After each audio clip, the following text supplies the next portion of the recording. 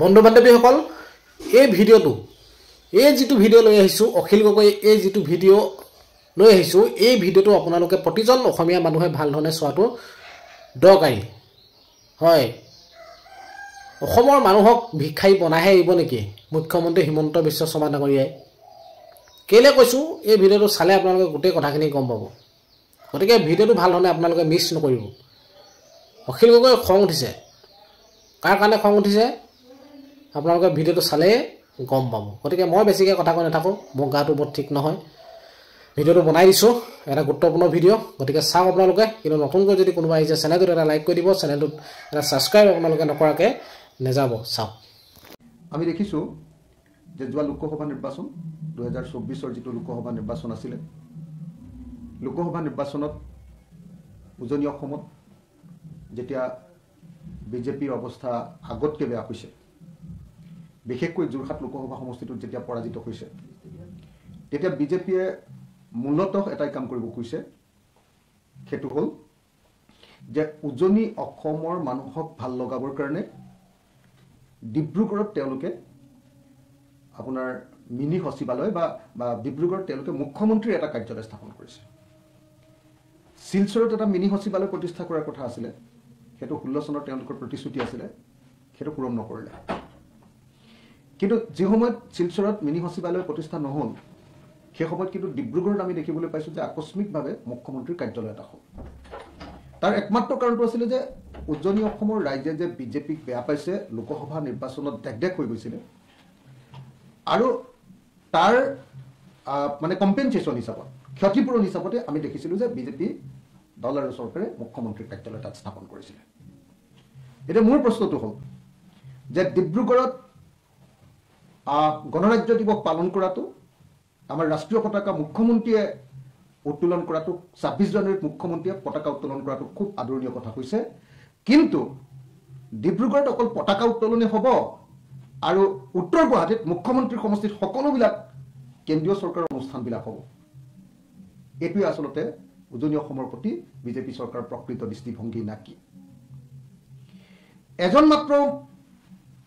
এটা মাত্ৰ সমষ্টি এজন মাত্ৰ মানুহৰ প্ৰতিনিধি মুখ্যমন্ত্ৰী হিমন্ত বিশ্ব শৰ্মা সেই সমষ্টিটো জালুকবাৰীত আমি দেখিবলৈ পাইছো যে আইআইটিখন আছে আগৰ পৰা এতিয়া এইমছ এখন বহুৱালে তাতে আইআইএমখন কেন্দ্ৰীয় চৰকাৰৰ পৰা আহিছিলে সেইখনো উত্তৰ গুৱাহাটীতে হ'ল বা তেওঁৰ সেই সমষ্টিতে হ'ব হাইকোৰ্ট তাতে হ'ব সেই অঞ্চলটোতে আৰু হাইকোৰ্ট তাতে হ'ব নেশ্যনেল ল university and judicial academy of Assam হ'ব ইণ্টাৰনেশ্যনেল ক্ৰিকেট ষ্টেডিয়াম এটাও নিৰ্মাণ কৰি থকা বুলি কোৱা হৈছে আৰু আছাম ইণ্ডাষ্ট্ৰিয়েল ট্ৰেইনিং চেণ্টাৰকে ধৰি সকলোবিলাক প্ৰতিষ্ঠান তেওঁ নিজৰ সমষ্টিত প্ৰতিষ্ঠা কৰিছে আৰু উজনি অসমত ডিব্ৰুগড়ৰ মানুহক দিছে পতাকা উত্তোলন 26 জানুৱাৰী পতাকা উত্তোলন এইটো দুৰ্ভাগ্যজনক ঘটনা মই ভাবোঁ যে মুখ্যমন্ত্ৰীৰ যদি সঁচা আন্তৰিকতা উজনি অসমৰ মানুহৰ প্ৰতি আছে তেতিয়াহ'লে উজনি অসমত কেন্দ্ৰীয় কেইটামান অনুষ্ঠান প্ৰতিষ্ঠা কৰাটো অত্যন্ত জৰুৰী সেইকাৰণে আমি কৈছিলোঁ যে আইআইএমখন উজনি অসমত হওক ডিব্ৰুগড়ত হওক আমি ৰিকুৱেষ্ট কৰিছিলোঁ মুখ্যমন্ত্ৰীক কিন্তু পাত্তা নিদিলে এতিয়া প্ৰত্যেকটো বস্তু তেখেতৰ নিজৰ সমষ্টিলৈ লৈ যাবলৈ চেষ্টা কৰিছে আনহাতে পলিটিক্স কৰিবৰ কাৰণে উজনি অসমত আকৌ পতাকা উত্তোলন কৰিছে ইয়াৰ বিপৰীতে আমি দেখিবলৈ পাইছো যে মুখ্যমন্ত্ৰী হিমন্ত বিশ্ব শৰ্মাই অসমীয়া জাতিটোক বেছিকে নন প্ৰফেচনেল কৰিবৰ কাৰণে অকল হিতাধিকাৰীৰ আঁচনি বা চাউল যোগানৰ আঁচনি বা ইটোৰ পিছত সিটো হিতাধিকাৰীৰ আঁচনি ঘোষণা কৰি একেবাৰে ছাত্ৰ ছাত্ৰীলৈকে হিতাধিকাৰী কৰি মহিলা ছাত্ৰ ছাত্ৰী সকলোকে হিতাধিকাৰী কৰি অসমীয়া জাতিৰ মাজত প্ৰফেচনেলিজমটো ধ্বংস কৰি দিব কৈছে অথচ জাতিটোৰ কাৰণে আটাইতকৈ গুৰুত্বপূৰ্ণ বস্তুটো হ'ল প্ৰফেচনেলিজম গতিকে মই এই মুহূৰ্তত 26 জানুৱাৰীৰ আগত অসমৰ মুখ্যমন্ত্ৰীক অসমীয়া জাতিটোক প্ৰফেচনেল জাতিৰূপে গঢ়ি তুলিবলৈ বা পেছাদাৰী জাতিৰূপে গঢ়ি তুলিবৰ কাৰণে আহ্বান জনাইছোঁ আৰু যদি সঁচাকৈ পেছাদাৰী জাতিৰূপে গঢ়ি তুলিব লাগে তেতিয়াহ'লে অসমৰ মানুহক অসমত গাহৰি পালন কৰিবলৈ দিব লাগিব থাইলেণ্ডৰ পৰা কোম্পানী আনি ইয়াত গাহৰি পালন কৰি ইয়াত জিডিপি বৃদ্ধি কৰিম বুলি ক'লে নহ'ব আজি আটাইতকৈ ডাঙৰ কথা মই 26 জানুৱাৰীৰ আগত এটা কথা কওঁ এফালৰ পৰা সকলো বস্তু বাহিৰৰ মানুহক দি আছে আমাৰ এয়াৰপোৰ্ট দিছে আমাৰ গোটেই তেল খাতবিলাক দিলে, আমাৰ গোটেই কয়লা কোম্পানী কয়লা খাতবিলাক দি গৈ আছে এফালৰ পৰা। আপোনালোকে সকলোৱে জানে আগতে শিৱসাগৰত আপোনালোকে নিশ্চয় জানে যে প্ৰতিখন গাঁৱত ONGCৰ কৰ্মচাৰী আছিলে। এতিয়া ONGCত নতুনকৈ কোনো কৰ্মচাৰী নলয়, কাৰণ ONGCটো নাইকিয়া কৰি প্ৰাইভেট কোম্পানীবিলাকক অসমৰ তেল খাতবিলাক দি আছে। সেইকাৰণে নতুনকৈ ONGCত কোনেও শিৱসাগৰত চাকৰি পোৱা নাই। তো এটা থেকে অসমৰ সম্পদ বাহিৰৰ মানুহক দি আছে। এতিয়া আটাইতকৈ ডাঙৰ কথা যে আমাৰ গাহৰি ব্যৱসায়টো বাহিৰৰ মানুহক দিবৰ কাৰণে যত্ন কৰিছে। মই একদম স্পষ্ট আৰু দৃঢ়তাপূৰ্ণভাৱে মানে দ্ব্যৰ্থহীনভাৱে মই স্পষ্ট দৃঢ়তাপূৰ্ণ আৰু দ্ব্যৰ্থহীনভাৱে অসমৰ মুখ্যমন্ত্ৰীক আহ্বান জনাইছোঁ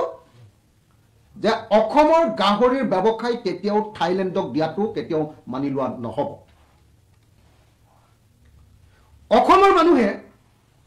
অসমৰ মানুহৰ জীৱিকাৰ এটা প্ৰধান উৎস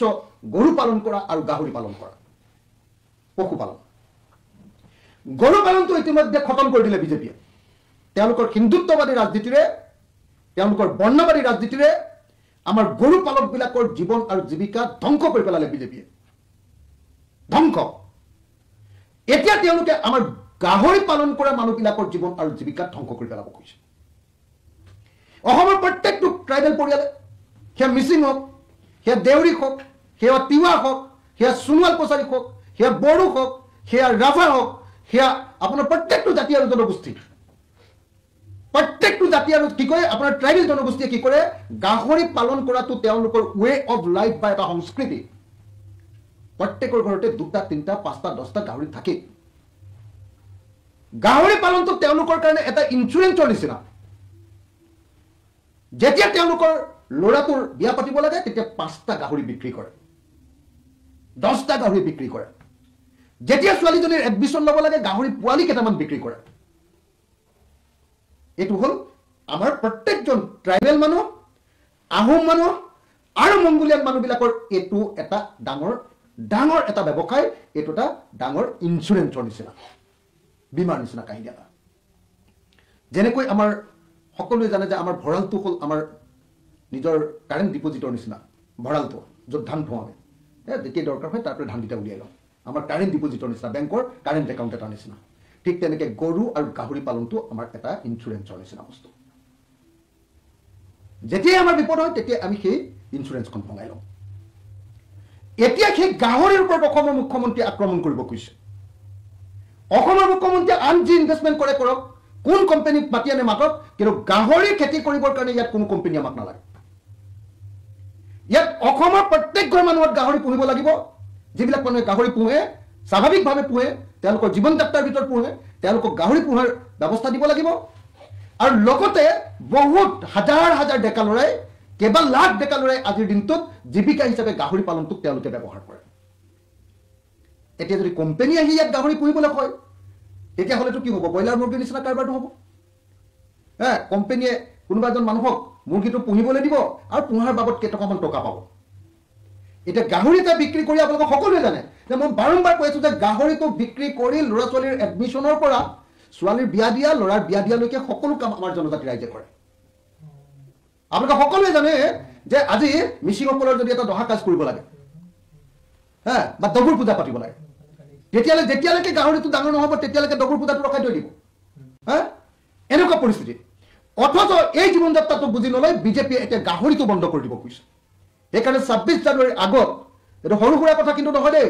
অসমৰ মুখ্যমন্ত্ৰীক ক'ব খুজিছোঁ, এইটো আপুনি লাংফাং কথা বুলি নাভাবিব। এইটো থাইলেণ্ড কোম্পানীক আমাৰ গাহৰি পোহাটো দায়িত্ব দি দিলে নহ'ব। আপুনি এয়াৰপৰ্টো দিব, আপুনি উজনি অসমৰ তেল খাতবিলাকো দি দিব, আপুনি কয়লা খনিবিলাকো দি দিব বেলেগক। আমাৰ উজনি অসমৰ গোটেই চাহবাগবিলাকতো বাহিৰৰ কোম্পানীবিলাকৰ হাতত আছেই। এতিয়া আকৌ যদি গাহৰি পালন, গৰু পালনটো বন্ধই কৰি দিলে, আপুনি বৰবাদেই কৰি দিলে গৰু পালন। এতিয়া যদি আকৌ গাহৰি পালনটো যদি আপুনি বৰবাদ কৰি দিয়ে তেতিয়াহ'লে এইটো হ'ব অসমীয়া মানুহৰ ওপৰত এটা আটাইতকৈ ডাঙৰ অৰ্থনৈতিক আক্ৰমণ। গাহৰি পালন বন্ধ কৰি দিয়াটো অসমীয়া জাতিৰ ওপৰত বিজেপি দল আৰু চৰকাৰৰ এটা ডাঙৰ অৰ্থনৈতিক আক্ৰমণ। গতিকে এই অৰ্থনৈতিক আক্ৰমণ বন্ধ কৰিবৰ কাৰণে অসমৰ মুখ্যমন্ত্ৰীক মই আহ্বান জনাইছোঁ। এই মুহূৰ্তত 9 বছৰ হ'ল এই চৰকাৰখনৰ। আজিৰ দিনটোত যদি আপুনি চাই, আমি যদি চাওঁ ৰিজাৰ্ভ বেংকৰ যদি তথ্য চাওঁ, ৰিজাৰ্ভ বেংকে দেখুৱাইছে যে আজিৰ দিনটোত আমাৰ মাল্টি ডাইমেনশ্যনেল পভাৰ্টি ইণ্ডেক্সত মাল্টি ডাইমেনশ্যনেল পভাৰ্টি ইণ্ডেক্স বা আমাৰ যি দৰিদ্ৰতাৰ হাৰ দৰিদ্ৰতা হাৰৰ ক্ষেত্ৰত আমি দৰিদ্ৰ ৰাজ্য হিচাপে অসমখন পঞ্চমখন ৰাজ্য আমাতকৈ আটাইতকৈ বেছি দৰিদ্ৰ বিহাৰ আৰু দুখন ৰাজ্য ঝাৰখণ্ড আৰু মেঘালয় এই দুখনো আমাতকৈ দৰিদ্ৰ ৰাজ্য উত্তৰ প্ৰদেশ আমাতকৈ দৰিদ্ৰ ৰাজ্য আৰু চতুৰ্থখন মানে পঞ্চমখন এনেই ঝাৰখণ্ড আৰু মেঘালয় দুইটা সমান সমান গতিকে আচলতে চতুৰ্থখনেই তথাপি এই দুইখনক একেলগে ধৰিলে পঞ্চমখন দৰিদ্ৰ ৰাজ্য হ'ল অসম আজি অসম ভাৰতৰ ৩৫খন ৰাজ্য আৰু কেন্দ্ৰীয় শাসিত অঞ্চলৰ ভিতৰত দৰিদ্ৰতাৰ ক্ষেত্ৰত পঞ্চম হিমন্ত বিশ্ব শৰ্মাৰ দিনততো অকণো ইফালে পাব নাই দৰিদ্ৰতা ইণ্ডেক্সত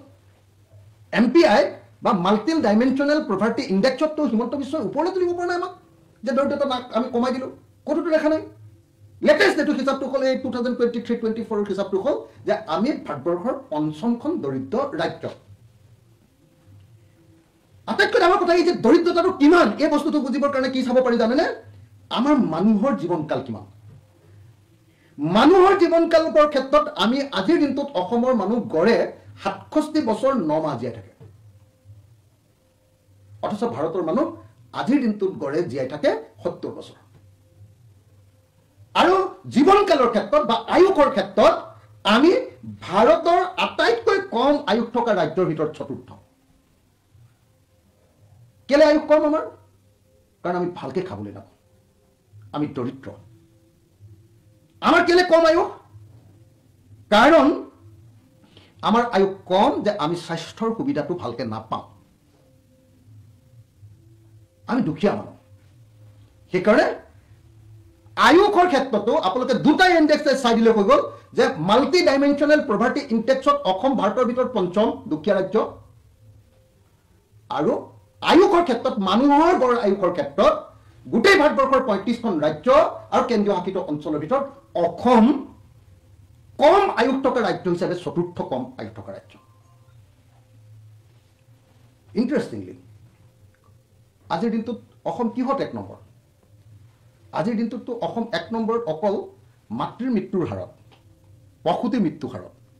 সন্তান জন্ম দিওঁতে মাতৃৰ মৃত্যু কিয় ঘটে সন্তান জন্ম দিওঁতে মাতৃৰ মৃত্যু এই কাৰণে ঘটে যে মাতৃয়ে ভালকে খাবলৈ নাপায় আৰু ভাল চিকিৎসা নাপায় ঘৰতে সন্তান জন্ম দিয়ে গতিকে মাতৃৰ মৃত্যু ঘটে এই ক্ষেত্ৰত ভাৰতৰ ভিতৰত অসম নম্বৰ 1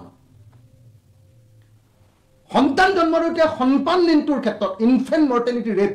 সন্তান মৃত্যুৰ ক্ষেত্ৰত অসম ভাৰতৰ তৃতীয়খন ৰাজ্য আমাৰ সন্তান আটাইতকৈ বেছি মৰা ৰাজ্যৰ ভিতৰত 3 নম্বৰ এনেকুৱা পৰিস্থিতি অথচ এই জীৱন যাত্ৰাটো বুজি নলয় বিজেপিয়ে এতিয়া গাহৰিটো বন্ধ কৰি দিব কৈছে সেইকাৰণে 26 জানুৱাৰীৰ আগত এইটো সৰু সুৰা কথা কিন্তু নহয় দেই অসমৰ মুখ্যমন্ত্ৰী ক'ব কৈছো এইটো আপুনি লাংফাং কথা বুলি নাভাবিব এইটো থাইলেণ্ড কোম্পানীক আমাৰ গাহৰি পোহাটো দায়িত্ব দি দিলে নহ'ব আপুনি এয়াৰপৰ্টো দিব আপুনি উজনি অসমৰ তেল খাতবিলাকো দি দিব আপুনি কয়লা খনিবিলাকো দি দিব বেলেগক আমাৰ উজনি অসমৰ গোটেই চাহবাগবিলাকতো বাহিৰৰ সব বাহিৰৰ কোম্পানীবিলাকৰ হাতত আছে এতিয়া আকৌ যদি গাহৰি পালন গৰু পালনটো বন্ধই কৰি দিলে আপুনি বৰবাদে কৰি দিলে গৰু পালন এতিয়া যদি আকৌ গাহৰি পালনটো যদি আপুনি বৰবাদ কৰি দিয়ে তেতিয়াহ'লে এইটো হ'ব অসমীয়া মানুহৰ ওপৰত এটা আটাইতকৈ ডাঙৰ অৰ্থনৈতিক আক্ৰমণ গাহৰি পালন বন্ধ কৰি দিয়াটো অসমীয়া জাতিৰ ওপৰত বিজেপি দল আৰু চৰকাৰৰ এটা ডাঙৰ অৰ্থনৈতিক আক্ৰমণ গতিকে এই অৰ্থনৈতিক আক্ৰমণ বন্ধ কৰিবৰ কাৰণে অসমৰ মুখ্যমন্ত্ৰীক মই আহ্বান জনাইছো এই মুহূৰ্তত 9 বছৰ হ'ল এই চৰকাৰখনৰ আজিৰ দিনটোত যদি আপুনি চাই আমি যদি চাওঁ ৰিজাৰ্ভ বেংকৰ যদি তথ্য চাওঁ ৰিজাৰ্ভ বেংকে দেখুৱাইছে যে আজিৰ দিনটোত আমাৰ মাল্টি ডাইমেনশ্যনেল পভাৰ্টি ইণ্ডেক্সত মাল্টি ডাইমেনশ্যনেল পভাৰ্টি ইণ্ডেক্স বা আমাৰ যি দৰিদ্ৰতাৰ হাৰ দৰিদ্ৰতা হাৰৰ ক্ষেত্ৰত আমি দৰিদ্ৰ ৰাজ্য হিচাপে অসমখন পঞ্চমখন ৰাজ্য আমাতকৈ আটাইতকৈ বেছি দৰিদ্ৰ বিহাৰ আৰু দুখন ৰাজ্য ঝাৰখণ্ড আৰু মেঘালয় এই দুখনো আমাতকৈ দৰিদ্ৰ ৰাজ্য উত্তৰ প্ৰদেশ আমাতকৈ দৰিদ্ৰ ৰাজ্য আৰু চতুৰ্থখন মানে পঞ্চমখন এনেই ঝাৰখণ্ড আৰু মেঘালয় দুইটা সমান সমান গতিকে আচলতে চতুৰ্থখনেই তথাপি এই দুইখনক একেলগে ধৰিলে পঞ্চমখন দৰিদ্ৰ ৰাজ্য হ'ল অসম আজি অসম ভাৰতৰ ৩৫খন ৰাজ্য আৰু কেন্দ্ৰীয় শাসিত অঞ্চলৰ ভিতৰত দৰিদ্ৰতাৰ ক্ষেত্ৰত পঞ্চম হিমন্ত বিশ্ব শৰ্মাৰ দিনততো অকণো ইফালে পাল হোৱা নাই দৰিদ্ৰতা ইণ্ডেক্সত MPI বা মাল্টি ডাইমেনশ্যনেল প্ৰপাৰ্টি ইণ্ডেক্সততো হিমন্ত বিশ্বই ওপৰলৈ তুলিব পৰা নাই আমাক যে দৰিদ্ৰতা আমি কমাই দিলোঁ ক'তোতো দেখা নাই লেটেষ্ট এইটো হিচাপটো হ'ল এই 2023-24 হিচাপটো হ'ল যে আমি ভাৰতবৰ্ষৰ ৫খন দৰিদ্ৰ ৰাজ্য আটাইতকৈ ডাঙৰ কথা এই যে দৰিদ্ৰতাটো কিমান এই বস্তুটো বুজিবৰ কাৰণে কি চাব পাৰি জানেনে আমাৰ মানুহৰ জীৱনকাল কিমান মানুহৰ জীৱনকালৰ ক্ষেত্ৰত আমি আজিৰ দিনটোত অসমৰ মানুহ গড়ে ৬৭ বছৰ ৯ মাহ জীয়াই থাকে অথচ ভাৰতৰ মানুহ আজিৰ দিনটোত গড়ে জীয়াই থাকে ৭০ বছৰ আৰু জীৱনকালৰ ক্ষেত্ৰত বা আয়ুসৰ ক্ষেত্ৰত আমি ভাৰতৰ আটাইতকৈ কম আয়ুস থকা ৰাজ্যৰ ভিতৰত চতুৰ্থ কেলে আয়ুস কম আমাৰ কাৰণ আমি ভালকে খাবলৈ নাপাওঁ আমি দৰিদ্ৰ আমাৰ কেলে কম আয়ুস কাৰণ আমাৰ আয়ুস কম যে আমি স্বাস্থ্যৰ সুবিধাটো ভালকে নাপাওঁ আমি দুখীয়া মানুহ সেইকাৰণে আয়ুসৰ ক্ষেত্ৰতো আপোনালোকে দুটা ইণ্ডেক্স চাই দিলে হৈ গ'ল যে মাল্টি ডাইমেনশ্যনেল প্ৰপাৰ্টি ইণ্ডেক্সত অসম ভাৰতৰ ভিতৰত পঞ্চম দুখীয়া ৰাজ্য আৰু আয়ুসৰ ক্ষেত্ৰত মানুহৰ গড় আয়ুসৰ ক্ষেত্ৰত গোটেই ভাৰতবৰ্ষৰ ৩৫খন ৰাজ্য আৰু কেন্দ্ৰীয় শাসিত অঞ্চলৰ ভিতৰত অসম কম আয়ুস থকা ৰাজ্য হিচাপে চতুৰ্থ কম আয়ুস থকা ৰাজ্য ইণ্টাৰেষ্টিংলি আজিৰ দিনটোত অসম কিহত ১ নম্বৰ আজিৰ দিনটোততো অসম ১ নম্বৰত অকল মাতৃৰ মৃত্যুৰ হাৰত প্ৰসূতিৰ মৃত্যুৰ হাৰত সন্তান জন্ম দিওঁতে মাতৃৰ মৃত্যু কিয় ঘটে সন্তান জন্ম দিওঁতে মাতৃৰ মৃত্যু এই কাৰণে ঘটে যে মাতৃয়ে ভালকে খাবলৈ নাপায় আৰু ভাল চিকিৎসা নাপায় ঘৰতে সন্তান জন্ম দিয়ে গতিকে মাতৃৰ মৃত্যু ঘটে এই ক্ষেত্ৰত ভাৰতৰ ভিতৰত অসম নম্বৰ 1 সন্তান জন্ম দিওঁতে সন্তান মৃত্যুৰ ক্ষেত্ৰত ইনফেন্ট মৰ্টেলিটি ৰেট সন্তান মৃত্যুৰ ক্ষেত্ৰত অসম ভাৰতৰ তৃতীয়খন ৰাজ্য আমাৰ সন্তান আটাইতকৈ বেছি মৰা ৰাজ্যৰ ভিতৰত ৩ নম্বৰ গাহৰি পালন বেলেগ কোম্পানীক দিয়ে এইটো হ'ব বৰ্ণবাদী বিজেপিৰ অসমৰ ট্ৰাইবেল আৰু মংগোলিয়ান সকলৰ ওপৰত আক্ৰমণ অসমৰ জনজাতি আৰু জনগোষ্ঠীয় মানুহবিলাকৰ ওপৰত অৰ্থনৈতিক আক্ৰমণ যেনেকৈ মিচিং মানুহ আৰু উজনি অসমৰ তামাম গৰু পোহা যিবিলাক মানুহ আছো আমি বিভিন্ন জাতি জনগোষ্ঠীৰ মানুহ তেওঁলোকৰ ওপৰত গৰু পোহাটো বন্ধ কৰাই পেলালে গৰু বিক্ৰীটো বন্ধ কৰি গৰু পোহা কাৰবাৰটো পশুপালনটো বন্ধ কৰাই দিলে এইবাৰ গাহৰিৰ ওপৰত আক্ৰমণ কৰি উজনি অসমৰ মানুহক ভাতে মাৰিব খুজিছে বিজেপি চৰকাৰে এইটো কেতিয়াও হ'বলৈ দিয়া নহ'ব আৰু ২৬ জানুৱাৰীৰ আগত আমি সকীয়াই দিছোঁ চৰকাৰক যে গাহৰিৰ ওপৰত এবাৰ হাত দিলে কিন্তু কোনো প্ৰদেশ চৰকাৰক ৰেহাই দিয়া নহ'ব হিমন্ত বিশ্ব শৰ্মাক বৰ্ণবাদী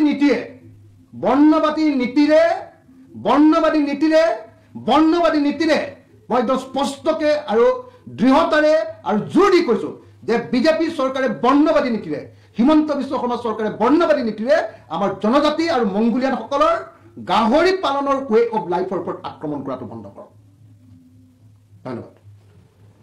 আপোনালোকক কেইটামান বস্তু দেখুৱাব খুজিছোঁ কেইটামান কথা ক'ব খুজিছোঁ আপোনালোকে দেখিছে যে অসম চৰকাৰখন কাইলৈ ২৬ জানুৱাৰী পালন কৰিব অসম চৰকাৰে প্ৰায় ৯ বছৰ কেইদিনমান আছে আৰু ৯ বছৰ হ'বলৈ বিজেপি চৰকাৰখনৰ ৯ বছৰ পূৰ হ'ব ৯ বছৰৰ পাছত নিশ্চয় এখন চৰকাৰক আমি মূল্যায়ন কৰিব পাৰোঁ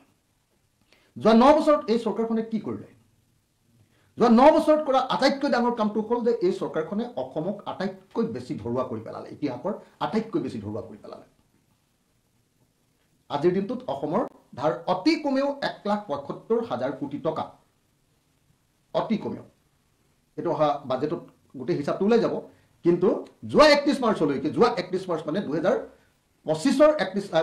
৩১ মাৰ্চলৈকে ২৪ৰ ৩১ মাৰ্চলৈকে সেইটো আছিলে আপোনাৰ ১,৫০,৯০০ কোটি টকা আৰু এতিয়া এইটো অতি কমেও ১,৭৫,০০০ কোটি টকা ধাৰ লোৱাৰ ক্ষেত্ৰত আমি একদম সাংঘাতিক ধৰণে আগবাঢ়িছোঁ ধাৰৰ ক্ষেত্ৰত যদি আমি চাবলৈ যাওঁ তেতিয়াহ'লে এটা ভয়াৱহ দৃশ্য আমি দেখিবলৈ পাওঁ ধাৰৰ ক্ষেত্ৰত সেইটো হ'ল যে ধাৰ লোৱাৰ ক্ষেত্ৰত আমি যিটো ভয়াৱহ দৃশ্য দেখিবলৈ পাওঁ সেইটো হ'ল যে যোৱা সময়খিনিত আমি দেখিছোঁ যে আমাৰ যি সময়ত জিডিপিৰ গ্ৰোথ ৰেট যেতিয়া আমাৰ 13.33% হৈছে জিডিপিৰ গ্ৰোথ ৰেট 2023 আৰু 24 বৰ্ষত সেই সময়ত কিন্তু ঋণ বৃদ্ধিৰ হাৰ হৈছে 19.50%। তাৰ আগৰ বছৰটো জিডিপিৰ গ্ৰোথ ৰেট আছিলে আমাৰ 8.89 আৰু ধাৰ বৃদ্ধিৰ হাৰ আছিলে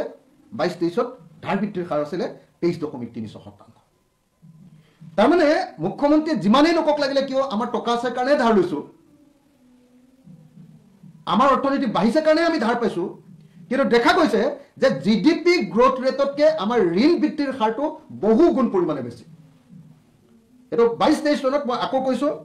জিডিপিৰ গ্ৰোথ ৰেট আছিলে 8.89%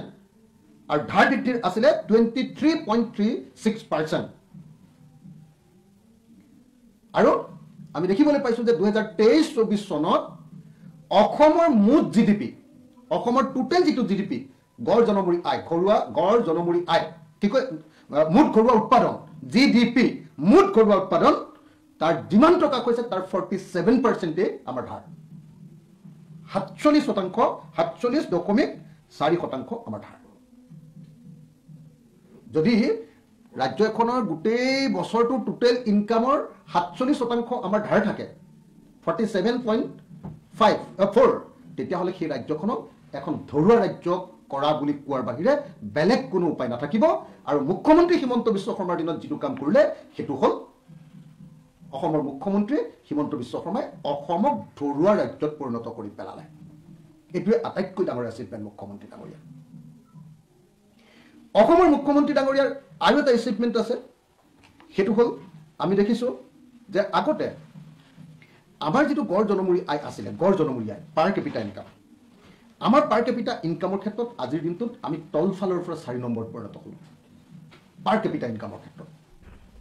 আমাৰ পাৰ কেপিটা ইনকাম তেওঁলোকে কৈ আছে যে আমি ধনী হৈছোঁ, কিন্তু তুলনামূলকভাৱে আমি দেখিছোঁ যে আমাৰ পাৰ কেপিটা ইনকাম আগতকৈ কমিছে। পাৰ কেপিটা ইনকাম আমাৰ আগতকৈ বহুত কমিছে।